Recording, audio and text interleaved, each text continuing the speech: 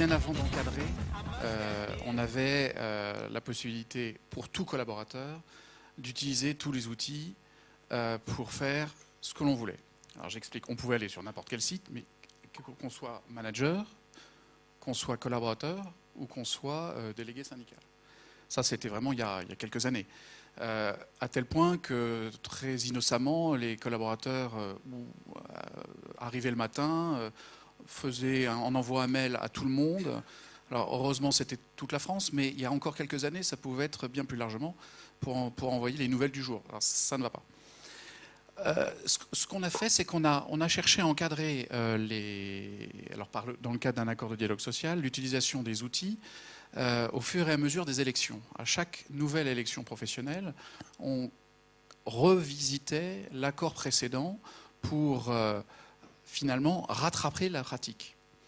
Parce qu'on avait un accord, on avait un cadre, mais la pratique faisait qu'on dépassait l'utilisation. Alors aujourd'hui, on en est où?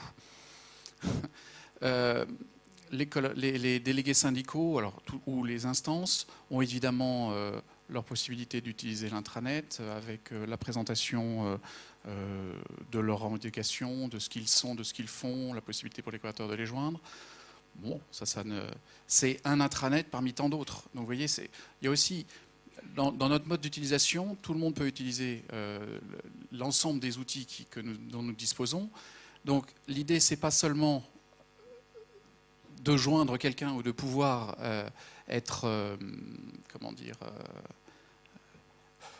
c'est ça, de pouvoir communiquer, mais c'est plutôt comment, parmi la masse d'informations dont chacun des collaborateurs est abreuvé, que ce soit en interne ou en externe, comment être vu et être visible. Donc, et on en reparlera tout à l'heure, c'est la pratique qui l'a nécessité, la demande d'envoyer des mails à tout le monde, à tout moment, sur tous les sujets, elle existe, elle est possible, sauf qu'en pratique, ça ne se fait pas. Pourquoi? Parce que la seule exigence que l'on met, c'est vous pouvez utiliser les outils, vous pouvez envoyer les mails, vous pouvez envoyer des documents. Alors il y a quelques années, on ne mettait pas les documents joints parce que c'était lourd. On n'a plus ces problèmes-là. Mais vous pouvez le faire, mais attention, on n'avait pas de sanction, parce que pour l'avoir pratiqué dans d'autres entreprises, une sanction, s'il faut aller devant le tribunal de grande instance en référé pour essayer de faire condamner une organisation syndicale qui a utilisé l'outil de communication interne de l'entreprise. Donc vous allez devant le tribunal de grande instance en référé. L'élection a eu le temps d'être renouvelée 3 fois avant d'avoir un résultat. Donc évidemment, la notion de rapidité d'utilisation versus la sanction, si elle n'est pas prévue dans un accord, inutile. Nous, on n'a pas choisi la sanction. C'est l'obligation de laisser la possibilité à tout collaborateur, immédiatement et sans discussion, de se désabonner, de se désinscrire. Et croyez-moi, que ce soit un mail RH ou un mail d'une organisation syndicale, on est logé à la même enseigne, c'est-à-dire que n'importe quel collaborateur sait faire le spam direct poubelle. Donc la qualité de l'information est nécessaire.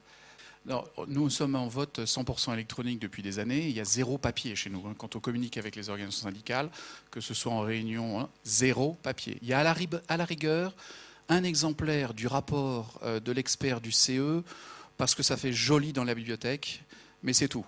Donc il n'y a pas de papier. Et quand ils communiquent entre eux, et ça s'est vu lors des dernières élections, il y a eu des tentatives d'utilisation de Link. Alors,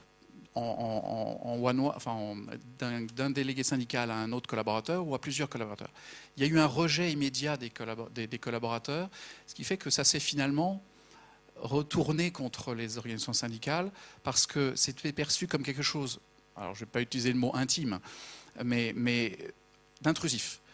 Par le collaborateur, il aime aller recueillir l'info, mais il faut qu'il la sollicite ou au moins qu'il puisse se désabonner. Alors c'est vrai que Link le permet, et ils ont été, pour certains, mis dans la liste noire par Link, c'est-à-dire que le délégué syndical ne pouvait plus jamais, que ce soit à titre professionnel ou syndical, atteindre ce collaborateur-là, parce qu'il avait mis dans ses règles d'utilisation, je ne veux pas de recevoir de link, de mail de cette personne.